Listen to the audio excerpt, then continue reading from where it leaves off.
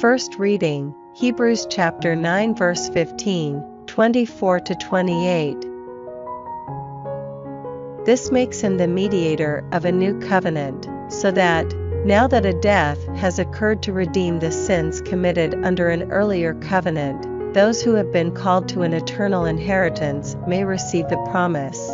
It is not as though Christ had entered a man-made sanctuary which was merely a model of the real one. He entered heaven itself, so that he now appears in the presence of God on our behalf, and he does not have to offer himself again and again. As the high priest goes into the sanctuary year after year with the blood that is not his own, or else he would have had to suffer over and over again since the world began. As it is, he has made his appearance once and for all, at the end of the last age, to do away with sin by sacrificing himself, since human beings die only once, after which comes judgment, so Christ too, having offered himself only once to bear the sin of many, will manifest himself a second time, sin being no more, to those who are waiting for him, to bring them salvation.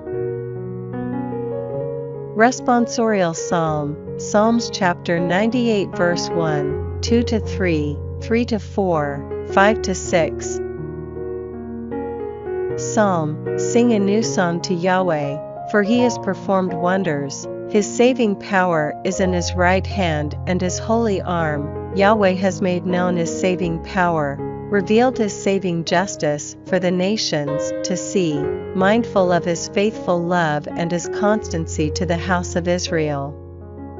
The whole wide world has seen the saving power of our God. Acclaim Yahweh, all the earth, burst into shouts of joy, play to Yahweh on the harp, to the sound of instruments, to the sound of trumpet and horn, acclaim the presence of the King. Gospel, Mark chapter 3 verse 22-30. The scribes who had come down from Jerusalem were saying, Beelzebul is in him, and, it is through the prince of devils that he drives devils out. So he called them to him and spoke to them in parables. How can Satan drive out Satan? If a kingdom is divided against itself, that kingdom cannot last, and if a household is divided against itself, that household can never last. Now if Satan has rebelled against himself and is divided, he cannot last either, it is the end of him. But no one can make his way into a strong man's house and plunder his property unless he has first tied up the strong man. Only then can he plunder his house. In truth I tell you, all human sins will be forgiven, and all the blasphemies ever uttered, but anyone who blasphemes against the Holy Spirit will never be forgiven, but is guilty of an eternal sin.